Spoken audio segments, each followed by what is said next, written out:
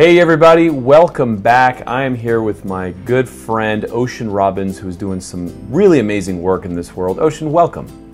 It is a pleasure to be with you, Pedram.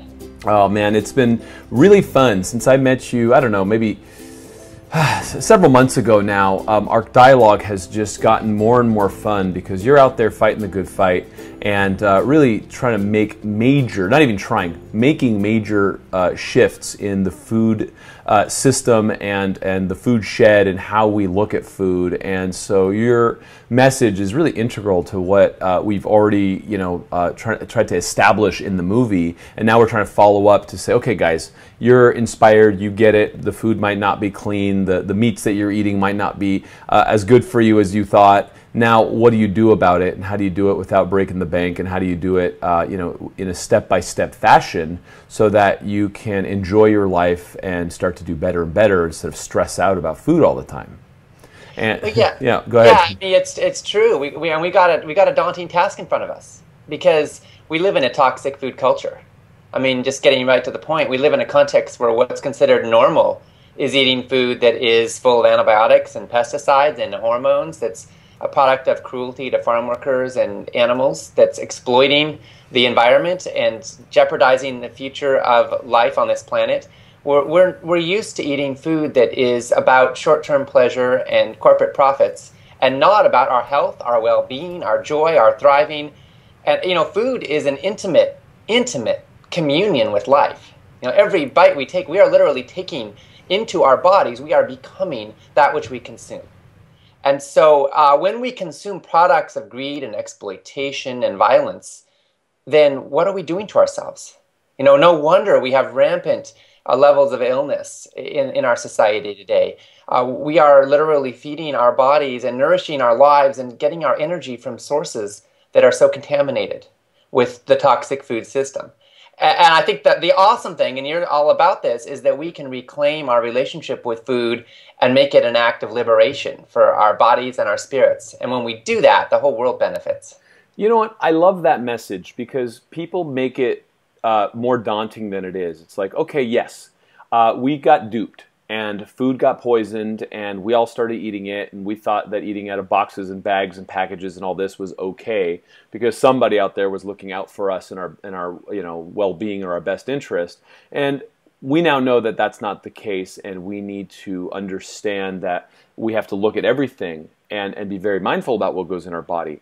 And a lot of people go, well, hey man, I'm an accountant, I'm a housewife, I'm this, I'm that. How am I supposed to know, right? So my first question to you is, how do you find people that you can trust, people that can curate information? Because, and that's a lot of what we're doing in this summit is bringing forth resources for people that have been curated because people don't have time to look all this up. You've been doing this for a long time now, and, you guys have been fighting that good fight, but, you just saw this movie and you're like, uh-oh, where do you go from here?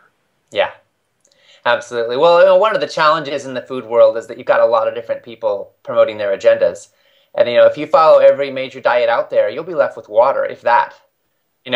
There is no way you can follow everyone's advice. So at some level, you've got to find out how to cut through the noise and how to tell truths from falsehood. And then there's the fact that not any one diet is the best for everybody. We have biochemical individuality. We live in different ecosystems, but we also are different ecosystems. And we have a different history. Someone who is obese and has been consuming the standard American diet is going to need to slim down. And they're going to need a lower calorie content than somebody, who's really slender, right? So we have different needs, different metabolisms. So how do we listen to that? How do we find a way to reclaim our own inner wisdom in the presence of all that noise? We've got a lot of commercial interests out there, and they're getting more and more sophisticated at sounding like radical, revolutionaries that are still trying to fund their, their supplements and their products. And so how do we learn to listen to our own gut, our own instincts, our own inner wisdom in that context? And I think that's part of the real work of our times. And it's complexified significantly by the fact that our bodies were developed to, for example, love sweet things because sweet fruit was riper and sweet stuff wasn't going to kill you. And a lot of poisonous things taste pretty bitter. Our bodies developed to love fat because it was the most nutrient-dense form of calorie. And when you're struggling for survival, and when you barely get enough calories day in and day out, that's a really precious thing, right? But it doesn't necessarily mean that every fat is good for you. And everything that tastes good is good for you. We now have incredibly sophisticated marketers who spend, massive money hiring some of the most brilliant scientists on the planet to increase what they call craveability factor. They want to increase their stomach share. They want us to literally be addicted to their products. And they spend so much money getting the perfect mouthfeel, doing all these tests, and they can use chemicals that taste more like food than the food itself to a lot of us. These flavorings and additives. And suddenly, you drink root beer. I was trying to make root beer recently with real roots, and I couldn't get anything that tasted anything like the stuff that you buy in stores. Doesn't have any roots in it. It's just a bunch of flavoring. But we think that's what root beer is, right? And with a lot of foods, even cherry and all kinds of fruits, we have industries that have co-opted very natural human urges and then subverted our consciousness to their agenda. So reclaiming that in that context is real work. But here's the beautiful thing. Every step you take, you get better. Your intuition gets sharper, your mind gets clearer, your body becomes more intelligent in terms of understanding and reclaiming your relationship with food. And it starts, first of all, with getting rid of the junk, the food-like products, and eating real food. And then from there, everything gets clearer. You clear out a whole lot of noise right then. And then some people do better with more or less protein or fat or carbohydrates.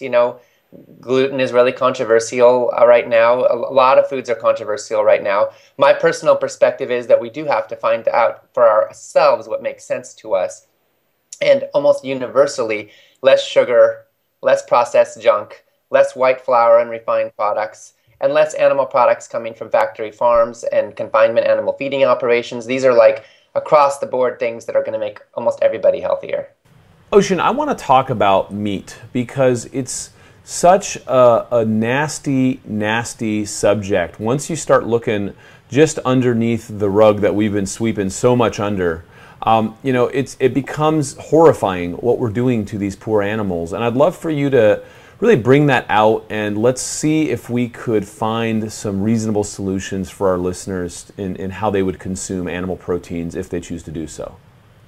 Well, we have a system of animal food production today that treats the animals like a commodity. It eliminates all relationship to them as sentient beings with any sense of rights or integrity or feelings. We have a system of food production that is monetarily driving farmers to do that whether they want to or not, because they can't compete unless they use the latest technologies and the latest systems without raising the price. And the push to bring down the price of meat is what's gotten us here, combined with a complete lack of transparency and a lack of any laws that really protect these animals from this harm. So we've got chickens being raised in spaces so small they can't lift a wing. They're driven insane. They peck each other to death because they're going cannibalistic and going crazy, so their beaks are cut off. We've got pigs who have incredibly sensitive noses being raised in operations on metal slats, sometimes 3 or 4 pigs on top of the other, just with little space above them in cages, pooping on the heads of the pigs below, surrounded by a cacophony of horrendous smell that would drive you or me insane in a matter of moments. And so these animals are being subjected to unspeakable cruelty. And the only way to keep them alive under such conditions is to feed them a steady dose of antibiotics with every feed. Now this comes back to haunt us because 80% of the antibiotics in the United States today are being fed to livestock and not to people. And our factory farms have literally become breeding grounds for antibiotic-resistant bacteria. Now, we had 30,000 Americans die last year because of antibiotic-resistant bacteria, diseases that would have been cured by antibiotics only a decade ago. That number is skyrocketing. We have medical experts telling us that within a generation we may have a post-antibiotic world. So we are, in a sense, you could say that our factory farms have become biological weapons factories. We are producing bacteria in these places that are killing us. And the rates are only going to go up. And this is necessary because the animals will die if they aren't given this stuff because of the conditions they're being raised in. So the only solution is to change those conditions and to have some serious regulations. Now here's the deal. We have animal cruelty laws in the United States, but they specifically exempt, in every single state in the U.S., they specifically exempt animals raised for food. So if you or I were to treat a dog or a cat the way that is normal for cows and pigs and chickens in America today, we'd go to jail. But if we do it to cows or pigs or chickens, it's considered standard practice. And as long as something is done in keeping with standard of practice, it's completely legal. And that's the way the laws are written in state after state. Now, we've got some progress. When people find out what's going on, they're horrified. And we've had some movement. The entire European Union has banned gestational crates for pigs. We have the state of California is banning cages for chickens. We've got some movement happening. When people find out what's going on, they want change. 10 states have also banned gestational crates for pigs. You know, there are some changes, but it's really slow. There's a lot of greenwashing. Whenever we have a change like, for example, banning cages for chickens, it's an important step. But what we wind up with is 5,000 birds in some massive warehouse, and they're no longer in these individual little cages, but they're still packed way too tightly, and they're still driving each other crazy. So this system has got to change. And when we see pictures of it, we're horrified. And so now we've got ag-gag bills going up in state after state that make it illegal to take pictures of farms. Now, that's not because anyone's afraid of us seeing pictures of a broccoli farm.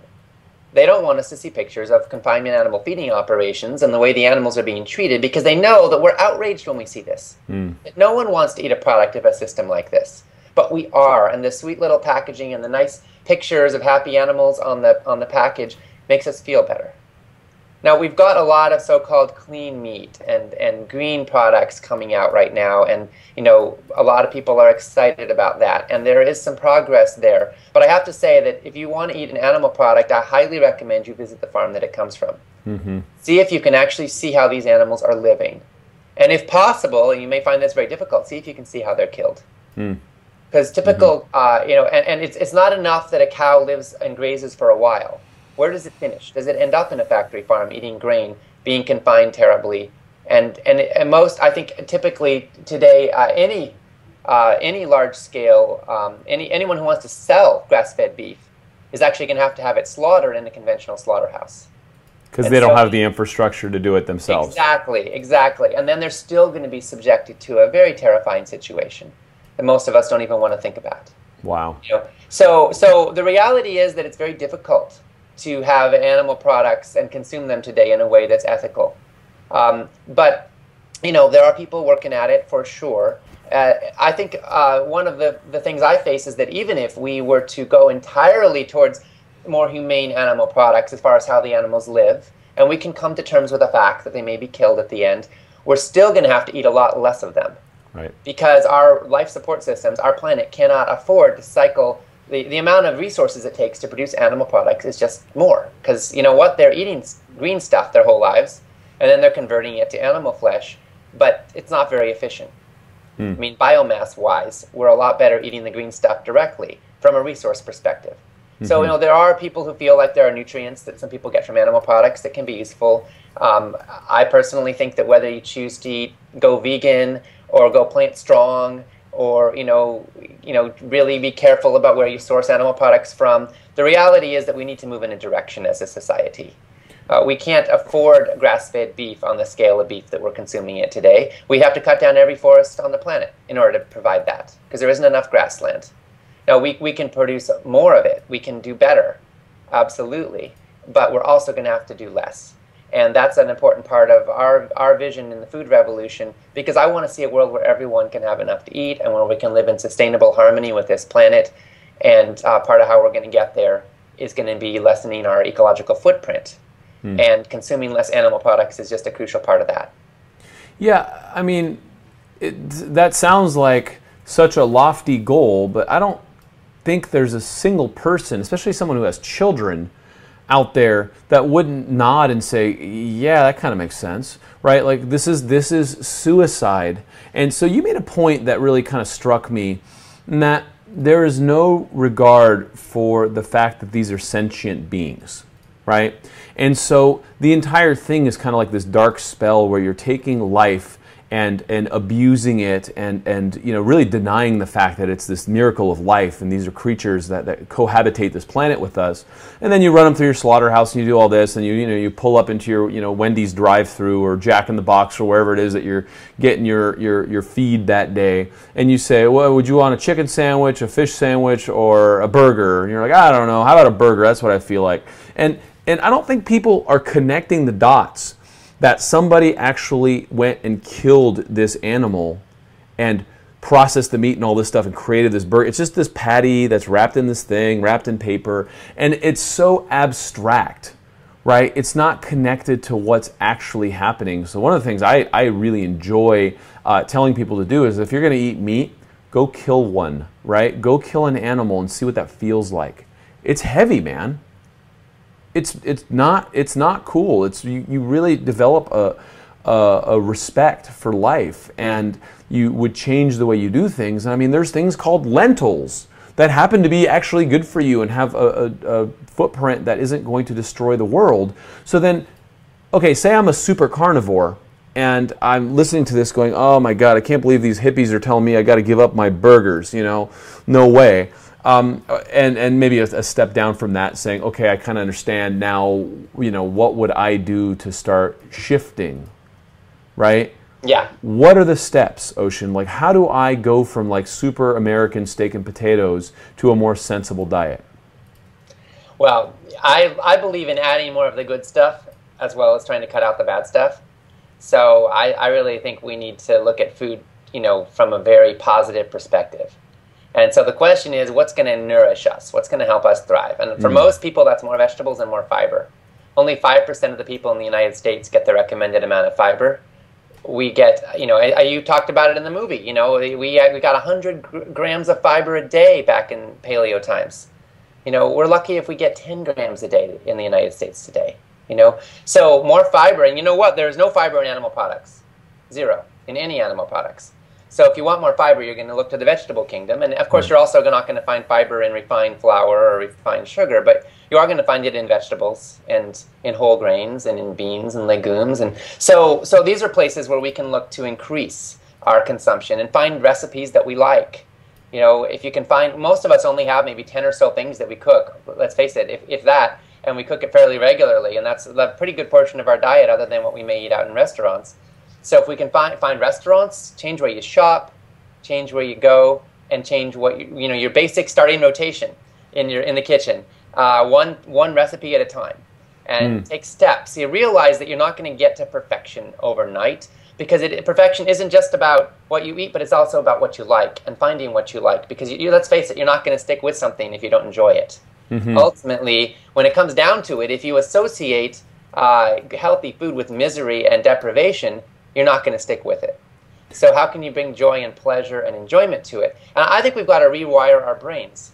Because if we associate sugar with pleasure and reward, you know, we give a kid candy, and it's like, you did good today, kid, now you're going to have some candy. Or like, I'm going to treat myself. I'm going to have this steak, or I'm going to have this cake, you know, for a birthday party, right? And what if we rewire our brains? I want to take care of myself today, so I'm going to have some broccoli. You know, I'm gonna have some cabbage, because I worked hard today, and I want to take care of myself, and I want to nourish my brain and my body so I can have the energy to keep going and be happy and healthy. You know, what if we do that? We will see some positive benefits, and you know, it's totally possible to rewire our brains in that way so that we don't even crave the junky stuff. But it does take time, and you got to realize that you've been inundated with messages that have tried to sell you junk.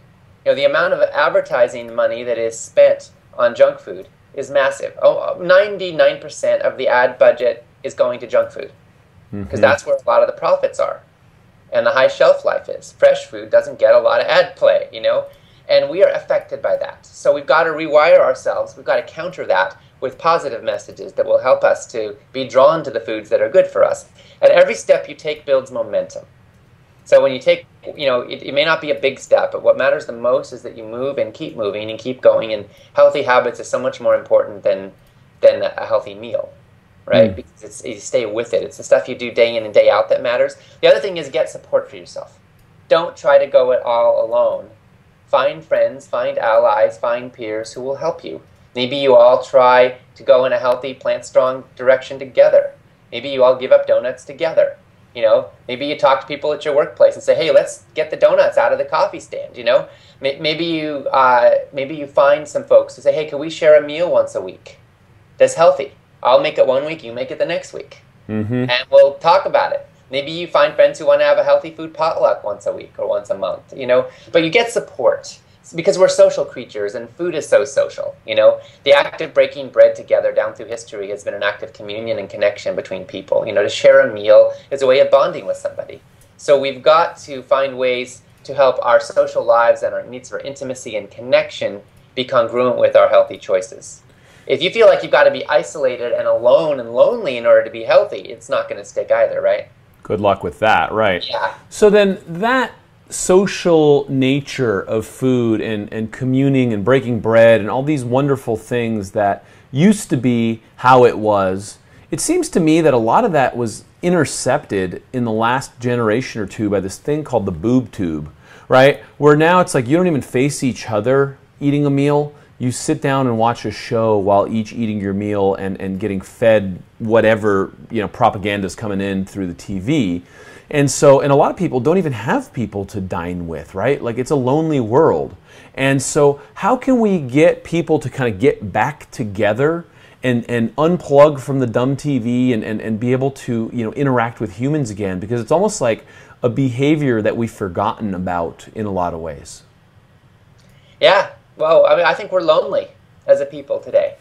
You know, I think the most people feel in their heart of hearts a sense of loneliness, a sense of missing something, and we try to fill it with food or with pleasure or with stimulation, with television, with all kinds of things that will distract us from a feeling deep down inside of missing something. You know, and I know your work with the Bushmen harkens to the feeling I think a lot of us have that some part of us was meant for something more tribal, some feeling that we belong to a community and that we were accountable to a community. You know, that what we do matters and that it's seen and that people are counting on us. You know, that calls out our strength. That calls out our gifts and our genius and our brilliance. And a lot of people feel deeply underutilized. I think, you know, just like a muscle needs to be used in order to get stronger and then you get more healthy, and we can think that it's easy to just relax and kick back and sit on the couch. But actually, we're often going to feel better if our muscles get used. I mean, I just went out dancing last night for 3 hours and, you know, I felt more energized afterwards than I did before. You know, my mind could have said, you know, oh, I'm tired, I don't have the energy for dancing. But I was way more energized later. So I think sometimes in life we have these muscles, right? And they aren't all physical. Some of them are emotional. We need the muscle of connection and empathy and compassion and love and a sense of interconnection with those around us. And one of the tragedies, I think, of our times is that so many people feel unutilized, they feel unnecessary, they feel like they've got gifts, they've got purpose, but it's not being manifest in the world around. Doing jobs we don't like and relationships that aren't really satisfying. And so it is tough in a society that glorifies the shallow, that glorifies short-term pleasure over real meaning, a society that is feeding us junk mentally and physically. It is tough to create a life of meaning and congruence and purpose, to sink our roots into something deeper than the concrete, to sink our roots into the soil that is underneath that concrete, to be connected to the earth and our own sense of purpose and passion and calling. But when we do, the benefit is a life that matters, is a sense of joy and purpose and congruence and meaning. And so I talk about food a lot. To me, food is a doorway. It is a portal to a life that's connected to something real, to a life of passion and purpose and joy. And one of the benefits of connecting with other people and building a sense of community in our lives is that we have more joy and love, and also then we become more accountable to them, which generally calls out, you know, more of us. It strengthens our love muscles as well as our physical muscles. That's really, you know, the guy who is guilty as charged and is, you know, isolated and doesn't feel like, you know, he belongs, or the gal who feels lonely and, you know, doesn't feel like her strengths are being leveraged. I mean, they're so much more likely to take out their aspartame-filled chewing gum and throw it out the car window onto the road and not think twice about what they just did, right? So it's like the disconnection starts here from what I'm hearing you saying, and then it just kind of emanates out into how we reflect into the world. And if you look at the world around us, how disconnected are we? I mean, we're dumping things in rivers, and we're just we're being blind. We're walking around like zombies. And one of the kind of metaphors that has grown as as the movie completed, and I watched the footage several thousand times, and all this is just this interrelated concept of how we live and thrive with all the other life around us through the microbiome in the soil, and how food is really kind of that medium through which we exchange information and energy so that we are playing in the life arena. But eating food that isn't food disconnects you from that, because the body doesn't know what to do with it. It's like you've stopped the show. Right? So I would love to talk to you about this new phenomena. Not new, it's an ancient phenomenon that's now coming back. It's called the farmer's market, right? Where people actually like go see other people and meet their farmers and cruise around and get to know what food looks like again. And I want to know, just from your perspective, how you feel like that can interface with some of the solutions we're talking about here. I'm so excited about farmers markets. We've seen a 5-fold increase in them in the U.S. in the last decade. Also, community-supported agriculture, similarly, where people have a relationship with a farm, and every week they get an order, and whatever the farm is abundant in, we have a CSA. We get a lot of zucchini right now. We're getting a lot of, certain kinds of things that are in season, because the farm did well on that this year, right? A lot of tomatoes, a lot of different things. But it's very exciting to be connected to what's in your community. And the nice thing about a farmer's market is it's all things that grew within a certain range of where you live. And you're getting to meet the farmer, and you're getting to pay the farmer. And you know that they're getting paid more than they would if they were selling to a supermarket, because it's worth their while to show up in person and meet the customer. They get more appreciated. And you can talk to them. You learn fascinating things about where they got the different seed varieties, and what the climate's been like in your area, and how the weather's been impacting the food. Farmers love to talk about it. So we get this connection to where our food came from, and we get to support it directly and financially, and we get the freshest stuff available. And these are becoming very, very popular. And farmers markets are even becoming kind of a community hub. A lot of them, you've got musicians playing, you got people, you go out there every Saturday and you meet your neighbors too. And they're taking off. I think there's a good reason for it. More and more people care where their food came from. We're sick and tired of eating food that came from 10,000 miles away and is packaged in cellophane and came from workers who were paid a penny, an hour or something to, exploited terribly in growing it. We don't want to eat chocolate that comes from child slavery. We don't want to eat coffee that comes from people who were treated with terrible cruelty and that are dying at the age of 35. We want to eat food that's connected to our ethics and our values. And farmers markets are one way of stepping in that direction in a very direct and tangible way. I think that there are a lot of people who are taking more and more interest in the sourcing of food. Gardening is on the rise. 50% of the American public grew something last year. That's fantastic. Yeah. Wow. Yeah, and among young people, even more so. Among the millennial generation, there's been a tripling of engagement in gardening in the last 5 years. So we're seeing a lot of folks who are saying, hey, you know what, I'm sick and tired of eating this junk food system. I want to know where my food came from. I want to be a part of it. I want to be connected to it. And we're finding that it meets some kind of spiritual and emotional need as well as a physical one. Sure. You meet your neighbors, you get out, you press the flesh, you catch some sunshine, and you get to meet the people that grow your food, which is huge. I want to talk quickly about this, because this is a big, thrust at the end of the movie, is the conscious consumer. And the fact that we have a 5-fold increase in the number of farmers markets in this country had to do with these pioneers that said, no, you know what, I'm going to vote with my dollars and I'm going to support the good guys. And in doing so, look what they've done. They've created a movement. So, there's a lot of doom and gloom out there. There's a lot of people saying, what have we done? The world is going down. It's just this fireball and it can't be stopped. But we're seeing so much positivity and so many companies and people doing the right thing. And the more people help support those people, the quicker we can just create an economy that doesn't have to suck. It doesn't have to torture. It doesn't have to poison us and our children. So I'd love to hear your opinion on where that's going and how we can all get involved. Yeah. Well, one of the I think that the tragedies that we face today, at least in the United States and to some extent in many countries around the world, is that we have a government that is increasingly in service to its donors more than its voters. Mm. And the donors tend to be those who are profiting from the status quo.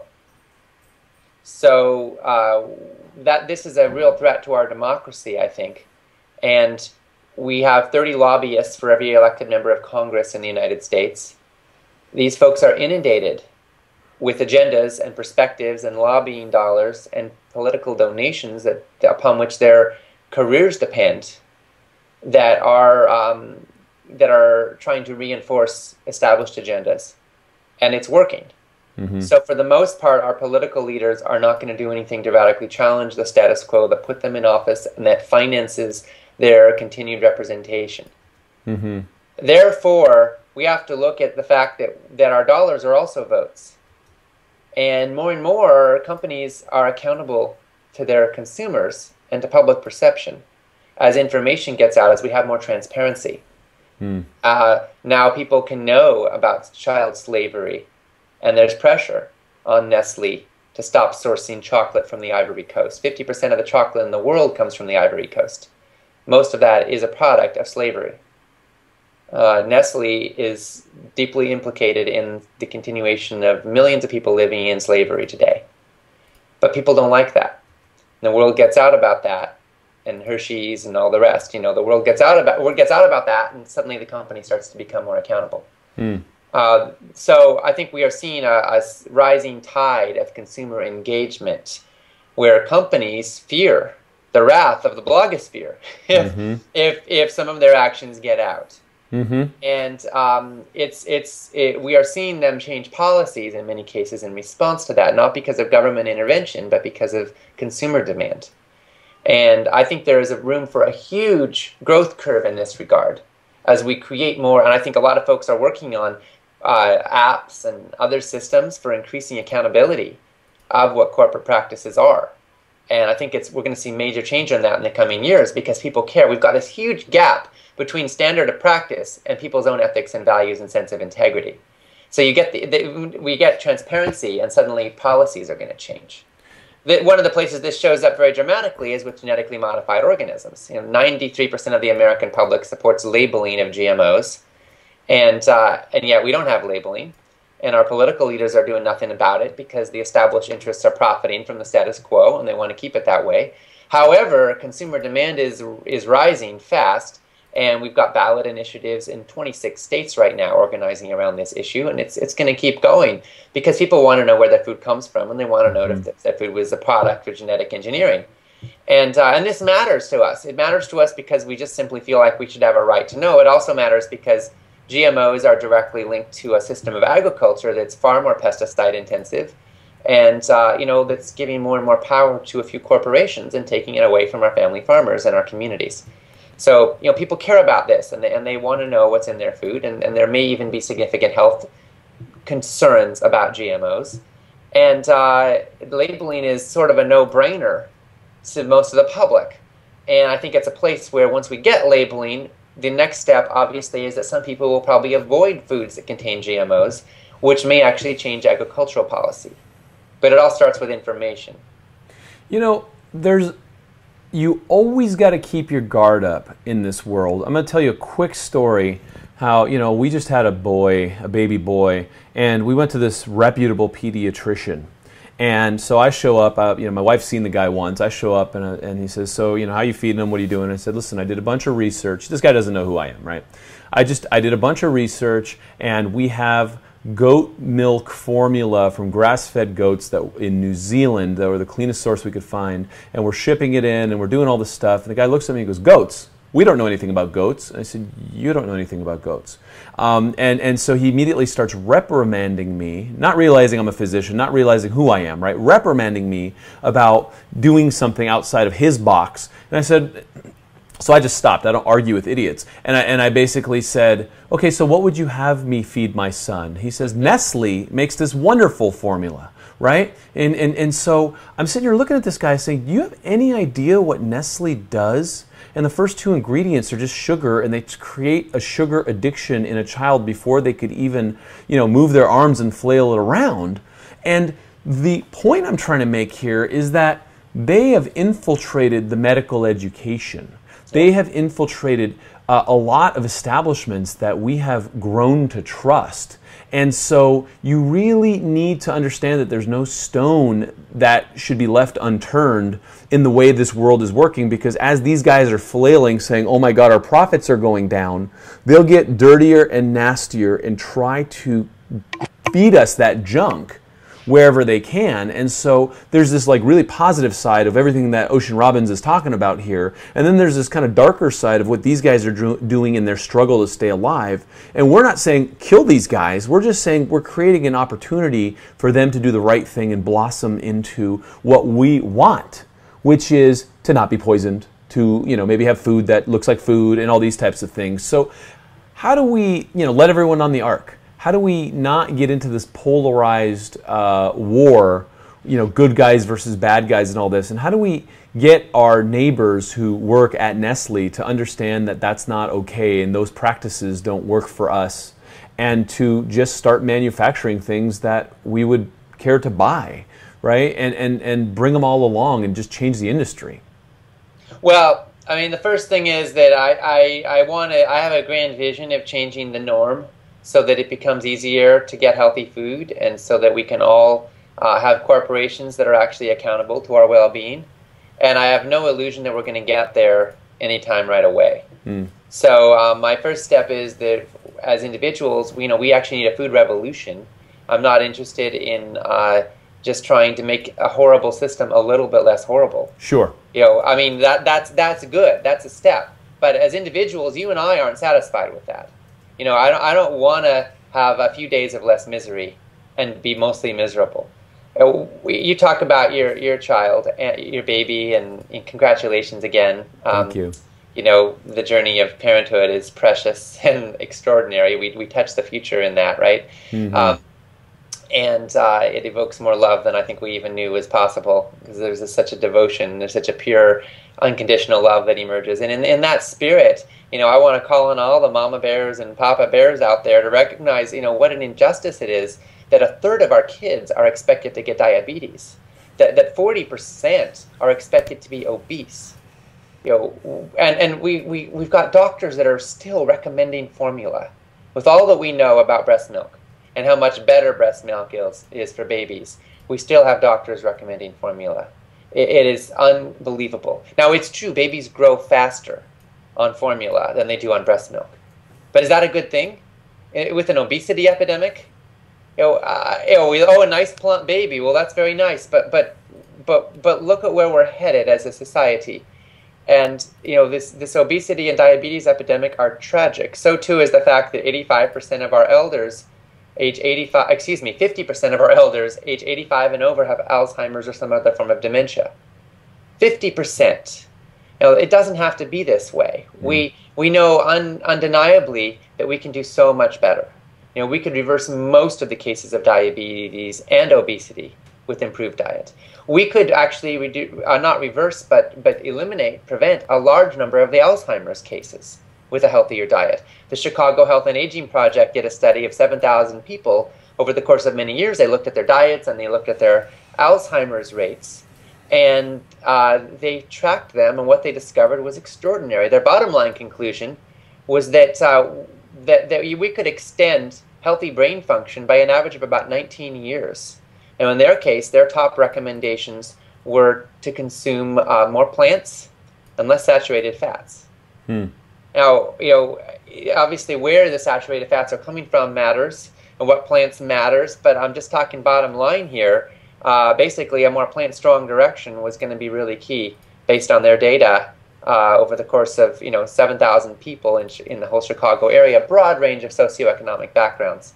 You could reduce your likelihood of contracting Alzheimer's by about 60% just by reducing your saturated fat consumption from the people who had over 25 grams of saturated fat per day versus the people who had under 13 grams of saturated fat per day. Folks under 13 grams had a 60% lower likelihood of getting it.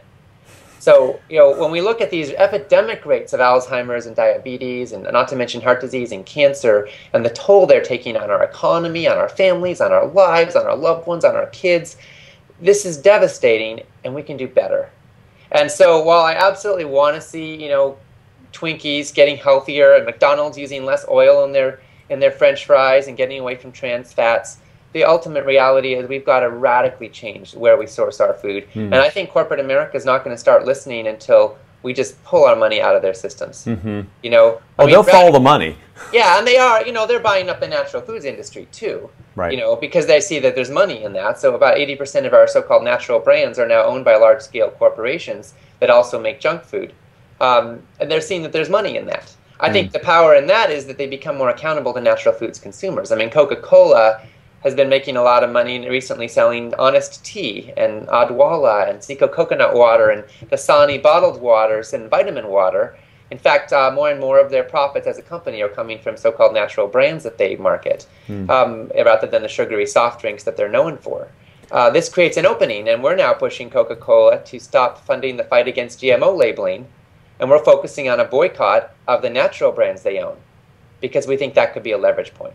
That's fantastic. Yeah, because that's my question is how likely are they to usurp and damage the natural food revolution if they go buy up all the companies and kind of take it back to status quo and start sneaking garbage back in? Yeah, well, we see that happening. Absolutely.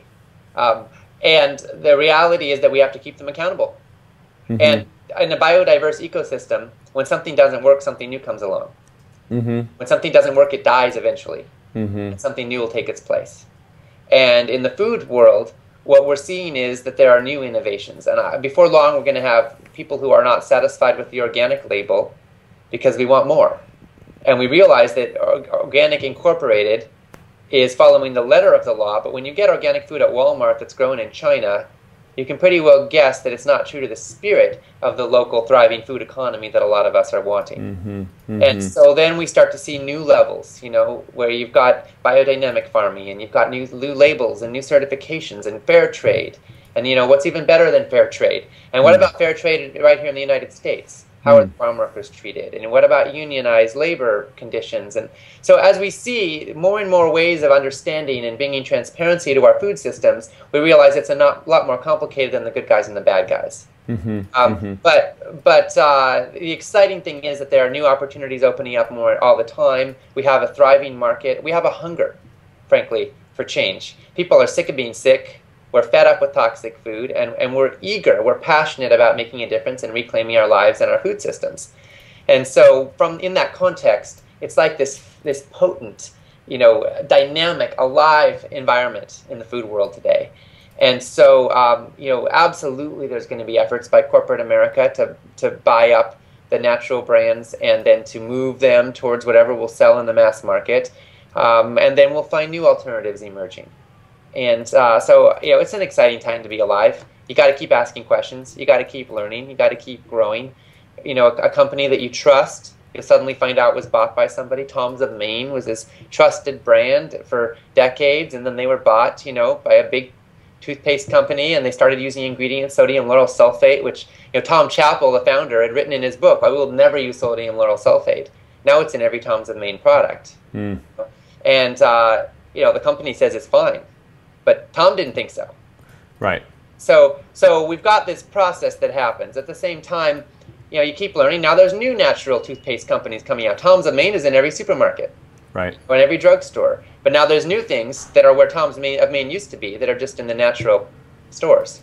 But the consumer doesn't know the difference because something says natural and they say, okay, honey, let's buy this. Yeah. And so, we got our work cut out for us because it's really a misinformation campaign that's always ahead of us, because they'll spend billions and billions of dollars trying to keep us dumb and keep us poisoned, really. Yeah. So we're going to include tons of resources in the success kit for the summit here. How to garden, how to find your farmers markets, CSAs. You guys have given us some really cool stuff, and we're helping empower people as much as we can, because that's where we need to be. Is we need to lock arms and help each other and keep the information going, and people need to let each other know in a very real way that, hey, this company is screwing us over. Hey, this company is practicing what they, is not practicing what they preach. And so, I'd love to hear how people can hear more about your work, first of all, and get more involved, because I think you guys are doing some of the most impactful work out there. You've really moved the needle, and you've really turned some heads. And I know that because people are scared of you now, some of the big companies. So we know there's some good stuff happening there. First of all, how do people find you? Foodrevolution.org is our website. So you go to foodrevolution.org and you can get a free real food action guide, and you can find our blog, and we're always updating with lots of cutting edge information and insights and tools and resources. So please join us there. That's number one. Number two, you find us in your own heart. When you make a commitment to be a part of reclaiming your relationship with food and making it an act of integrity with your values and your conscience and your love of yourself and your love of life, you're with us. You're part of the food revolution.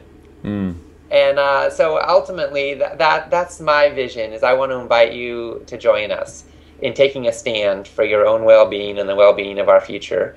Part of our vision in the food revolution is that we want to challenge the lie that healthy food is an elitist luxury.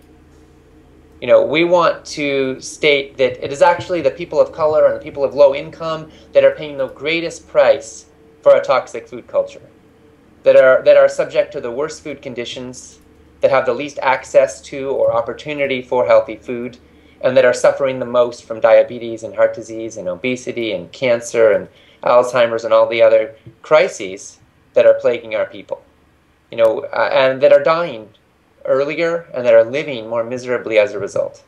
So if you care about food justice, then you can do a lot more than just change your own life. You can also look at how you can engage to change the food systems. I love that. And as a human being of conscience who believes that we're all connected and that my joy and my thriving is connected to your joy and your thriving, who believes that we are richer and more alive and vibrant people when we feel that our lives are of service to the world around us, I want to make a difference.